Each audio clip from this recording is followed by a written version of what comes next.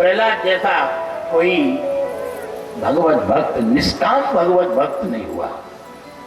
भक्त तो बहुत हुए, पर निष्काम भक्त प्रहलाद जैसा कोई नहीं हुआ कि जिसके अंदर भक्ति के सारे जो अंग हैं वो प्रकट हो गए प्रहलाद के अंदर। ये सब कृपा नारद बाबा की है। प्रहलाद जी यद्यपि हिरण्यकश्यपु के तेज से उत्पन्न है और हिरण्यकश्यपु भगवान विष्णु का विरोधी है और कायदे से तो भगवान का दुश्मन होना चाहिए था प्रहलाद, क्योंकि बाप दुश्मन तो बेटा भी दुश्मन। नहीं हुआ।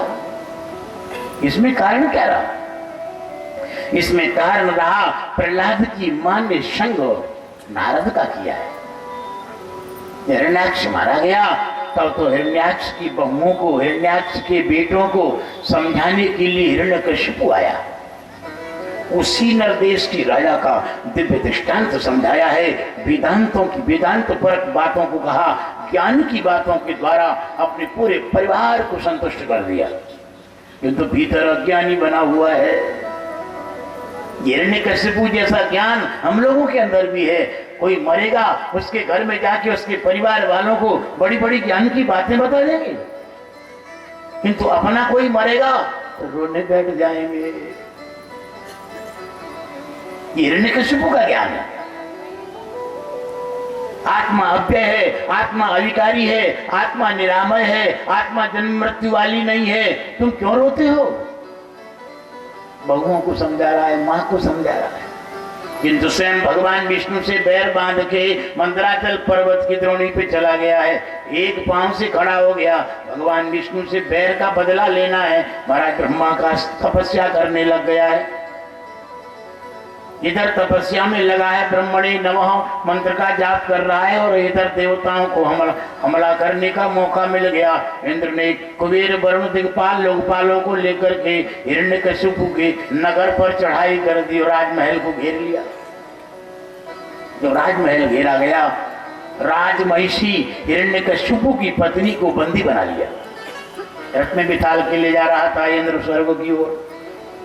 देवर्षि नारद जी का आना हुआ। इंद्र रथ पर से उतर के नारद को प्रणाम करता है, और इंद्र ने तुरंत ही प्रणाम जैसे ही किया, नारद ने रथ की तरफ देखा। इंद्र ये कौन है? बोले हिरण्यकश्यपु की पत्नी। बोले तुम देवेंद्र हो कि दानवेंद्र हो? परस्त्री घरण ये दानवों का काम है, ये देवताओं का काम है। इंद्र कब गया?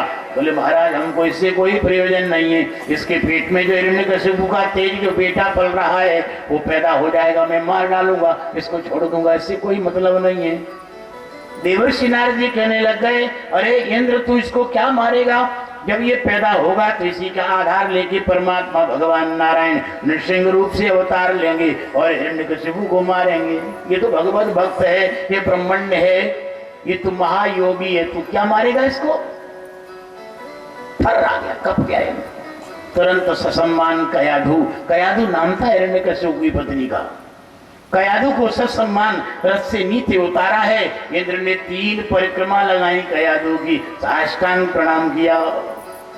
इसके अंदर गर्भ में भगवान का भक्त पल रहा है, ये मेरी पूज्या है। इंद्र ने तुरंत नारद बाबा को कयाधु को दिया है और स्वयं चला गया स्वर्ग के लिए। नारद जी ने हिरण्यकश्यपु की पत्नी को ऋषि आश्रम में रख दिया। नित्य नारद कयाधु को ज्ञान का उपदेश देने आते हैं। नारद का काम ही है नराणाम ऐनम नारः, नराणाम हृदय अज्ञानम तद्यति खंडयति थी नारद। मनुष्यों के हृदय में जो अज्ञान है, उस अज्ञान को जो खंडित करने का निरंतर काम करता रहता है, उसका नाम नारद है। कयाधु को नित्य ज्ञान का उपदेश देते थे महाराज, भक्ति का उपदेश दिया, अष्टांग योग का उपदेश दिया है महाराज। प्रहलाद जी मां के गर्भ में ही समाधि लगने लग गए। एक दिन कयादू को याद आया है कि बाबा ने कहा था इंद्र से, तुम्हारे बेटा जब उत्पन्न होगा ये इसी का आधार लेके भगवान नृसिंह अवतार लेंगे और हिरण्यकश्यपु को मारेंगे। ये बात याद आ गई कयादू को, फूट फूट के रोने लग गई। हाय, जब मेरे बेटा पैदा होगा तो उसका आधार लेके भगवान नृसिंह अवतार लेंगे और मेरे पति की हत्या कर देंगे और मैं विधवा हो जाऊंगी। फूट फूट के रो रही थी महाराज। देवर्षि नारद जी का आगमन हुआ है और कयादू का रोना हुआ है। कयादू के आंखों के आंसू। नारद जी ने पूछे, बेटी क्यों रोती है, ऋषि आश्रम में क्या परेशानी है? कयादू बोली, भगवान कोई परेशानी नहीं है। बोले, फिर क्यों रो रही है? कोई खाने पीने में गड़बड़ी हुई है? किसी ने तेरा अपमान किया है? हिरण्यकश्यपु की पत्नी नारद बाबा से कहती है, भगवान कोई अपमान नहीं, किंतु एक मुझे बड़ा चिंता व्याप रही है। बोले, क्या? आपने कहा था महाराज मेरे बेटा होगा, उस बेटी का आधार लेके भगवान नृसिंह अवतार लेंगे और मेरे पति की हत्या कर देंगे, मैं विधवा हो जाऊंगी। नारद बाबा के आज कयादू पैर पकड़े है। बाबा नारद उसके आंसू पहुंच रहे। बोले, बेटी क्या चाहती है? बोले, भगवान मैं ये चाहती हूं कि मैं तो वरदान चाहती हूं। समर्थ महापुरुष है नारद। बोले, बेटी मांगो, क्या वरदान चाहती हो? तो दो वरदान मांगे कयादू। क्षेमम इच्छा प्रसूतिश्च। बोले, पहला वरदान तो ये चाहिए बाबा कि मेरे पेट में मेरा बालक रहे, उसको बाल के बराबर भी गर्भवास का दुख न हो। जो उल्टा लटक कर जीवात्माओं को गर्भवास का दुख होता है, मेरे बेटे को नहीं होना चाहिए। बेटी दूसरा वरदान? बोले, दूसरा वरदान मैं चाहती हूँ प्रभु, मैं चाहूं तभी पैदा हो, मैं न चाहूं तो कभी पैदा ही ना हो। समर्थ महापुरुष नारद कह दिया, बेटी ये वस्तु ऐसा ही होगा। वरदान दोनों जब कयादू को मिल गए, कयादू बड़ी प्रसन्न है। इधर हिरण्यकश्यपु का तप चल रहा है। 36,000 वर्ष हो गए महाराज। बांस बामी बन गई, बांस का बेरा, उसके अंदर बामी, बामी में हिरण्यकश्यपु का शरीर है। हड्डियां हड्डियां मात्र रह गई है, मांस चमड़ी सब चींटी चिटोरा खा गए। 36,000 वर्ष के बाद हिरण्यकश्यपु का जो तपस्या का तेज है वो मस्तक से धुआं निकला, सारे ब्रह्मांड में व्याप्त हो गया। देवलोक को आक्रांत कर दिया। घबरा गए देवता, थर्रा गए। ब्रह्मा के पास ब्रह्मलोक में गए। जनलोक, तपलोक आदि लोक के निवासी सब ब्रह्मा के पास गए। बोले, महाराज रक्षा करो, इतना महान तप पड़ा हुआ है हिरण्यकश्यपु का, वरदान प्रदान करो। ब्रह्मा बोले, मैं जाता हूं। मैंने ही उपेक्षा कर रखी है, क्योंकि ये बड़ा दुष्ट है, अत्याचारी है, न मालूम कैसे वरदान मांगेगा। तो ब्रह्मांड को ही नष्ट होते देखा महान तप से। तब तो ब्रह्मा हंस पर सवार होकर के महाराज मंदराचल पर्वत की द्रोणी पर उतरे। जो ब्रह्मा का हंस चलता है महाराज, उसके हंस के पंखों से सामवेद की ऋचाएं निकलती हैं। 10 दिशाओं को प्रकाशित करता हुआ ब्रह्मा का हंस वृंदावन पर्वत की चोटी पर, मंदराचल पर्वत। ब्रह्मा उतरे हंस से और देख रहे हैं कहां है, कहां है? घाटी में है महाराज। ब्रह्मा ने देखा कहीं दिख ही नहीं रहा, बामी का भिरा है, बामी बामी चारों तरफ बांस का भिरा है, कहीं दिख रहा नहीं। ब्रह्मा समझ गए इसी के अंदर होगा प्राणा यस्ति सुसेरते। हिरण्यकश्यप के प्राण हड्डियों में सो रहे महाराज। एक बात बतावे, ध्यान देना, सतयुग में प्राण हड्डियों में निवास करते हैं और कलयुग में प्राण अन्न में निवास करते हैं, हड्डियों में नहीं रहते। कलावन्नगता प्राणा, कलयुग में प्राण अन्न में है। अन्न खाओगे तो जिंदा रहोगे, अन्न नहीं खाओगे तो गोविंदा नमो नमः हो जाओगे। किंतु सतयुग में लाखों साल तक अन्न मत खाओ, फिर भी मरोगे नहीं। मरने के लिए बड़ी युक्ति करनी पड़ती थी, इसलिए सतयुग के लोग कलयुग में जन्म लेना चाहते महाराज, पड़े रहते हैं हड्डियों में। हाँ, बड़े आप भाग्यशाली हो। लाखों साल तक हड्डियों में ही प्राण पड़े रहते, मरते ही नहीं। और कलयुग में झट और पट बाथरूम में महाराज घर में बेडरूम में कहीं भी गोविंदाय नमो नमः। कलयुग की प्रजा सतयुग की प्रजा कलयुग की महिमा को देखते हुए कलयुग में जन्म लेना परमात्मा से प्रार्थना करती है। सतयुग में 10 साल तक साधना करने से निरंतर रात दिन जो फल मिलता है कलयुग में 1 दिन रात में मिल जाता है। कितना सीधा सस्ता सौदा है।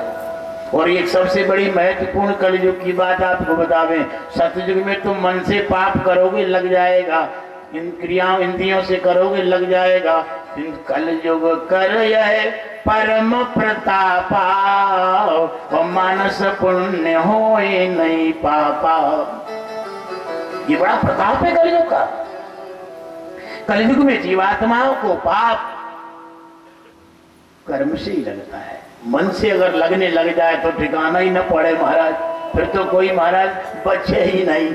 एक ही दिन का रजिस्टर लिख लेना अपने मन की काली करतूत का, पता लग जाएगा कितने घोर घोर पाप तुमने एक ही दिन में कर डाले। महाराज कहीं खैरियत ही नहीं है महाराज। अगर ये फैसिलिटी न होती, ये सुविधा न होती तो कलयुगियों का उद्धार संभव ही नहीं था। है कि नहीं बात सही? इसलिए आज हड्डियों में प्राण सो रहे हैं। ब्रह्मा ने देखा हिरण्यकशिपु को, अपने दिव्य कमंडल से अमृतमय जल डाला और जल जैसे छिड़का उस बामी के ऊपर, ओहो सन सन सन सन सनाक से उसका शरीर दिव्य संघनन काय हो गया महाराज। 1 योजन की काया हिरण्यकशिपु की, उसकी सोने 2500 टेम्परेचर सोने को तपाया जाए ऐसी उसकी चमचमाती हुई आंखें, बड़ा विलक्षण स्वरूप है। उसकी मस्तक पर जो मुकुट है वो सूर्य मंडल का स्पर्श कर रहा है, बड़ा विलक्षण। साष्टांग ब्रह्मा को प्रणाम किया है। ब्रह्मा ने कहा बेटा वरदान उत्तिष्ठोत्तिष्ठ भद्रम ते तपः सिद्धो काश्यपः। ओ कश्यप नंदन तुम आज सिद्ध हो गए, तपस्या में सिद्ध हो गए। उठो उठो, देखो विश्व ब्रह्मांड का सर्वश्रेष्ठ वरदान देने वाला आज विश्व का नियामक ब्रह्मा तुम्हारे सामने खड़ा है। ओहो, ब्रह्मा को देखा और आगे ब्रह्मा कहने लग गए बेटा मैं इसलिए नहीं आया हूं, बोले नहीं तत्पूर्वचक्र न करिष्यन्ति चापरे निरंबुर धारे प्राणान को वै दिव्य समाशतम। बेटा ऐसा तब आज तक न किसी ऋषि ने किया न आगे कोई करेगा। बिना अन्न जल के 36,000 वर्ष तक अपने प्राणों को कौन रख सकता है? इसलिए बेटा मैं तेरे ऊपर प्रसन्न हूं, वरदान मांग। इतना जब ब्रह्मा ने कहा है तुरंत ही हिरण्यकशिपु हाथ जोड़ के प्रार्थना करने लग गया, ब्रह्मा की स्तुति करने लग गया। बोले महाराज, बोले त्वमी शिशेजगतस्तस्तु खश्चो प्राणेन मुख्येन पति प्रजानां चित्तस्य चित्तेर्मन इंद्रियाणां पतिर्महान भूत गुणाशयेषः। महाराज आप जगत के जड़ चेतन प्राणियों की उत्पत्ति करता, हे नाथ प्राणों के भी परम प्राण और समस्त प्रजा के स्वामी आप ही तो है। चित्त के चित्तो, इंद्रियों के स्वामी मालिक और सारे जगत के जितने भी भूत गण समुदाय इन सब के आप ही तो स्वामी है महाराज। ब्रह्मा बोले बस हो गई, ज्यादा स्तुति मत करो, वरदान मांग। वरदान मांगने लग गया। बोले महाराज दोगे? बोले हाँ। खुला लिया, ब्रह्मा को पक्का करवा लिया। ब्रह्मा बोले बिल्कुल देंगे, अब कछु हो जाए देना तो पड़ेगा ही। वो कहने लग गए आप यदि दास्यभिमतान वरान में वरदोत्तम भूतेभ्यस्तुतिष्ठेभ्यो मृत्युर्मा भून मम प्रभो। महाराज एक वरदान देना ही चाहते हो तो हम वरदान मांगते तुम्हारे द्वारा पैदा की हुई सृष्टि से हमारी मौत न हो। एक ही चोट में काम कर दिया, मन अरे भी संतोष नहीं है उसको। आगे कहने लग गया बोले नान्तर बहिर्दिवा नक्तम, मैं दिन में न मरूं न रात में मरूं और न भीतर मरूं न बाहर मरूं, न शस्त्र से मरूं, न अस्त्र से मरूं, न पृथ्वी पे मरूं, न आकाश में मरूं, न मनुष्य से मरूं, न पशुओं से मरूं। चारों तरफ उसने शिकंजा कस लिया, मौत हो ही ना।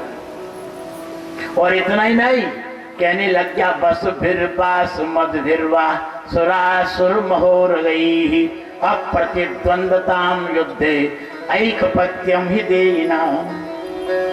बोले पशुओं के अंदर और सांपों के अंदर, देवताओं के अंदर, नागों के अंदर, यक्षों के अंदर, किन्नरों के अंदर, योगियों के अंदर जो सामर्थ्य है वो सारा सामर्थ्य मेरे अंदर आ जाए बिना कुछ किए।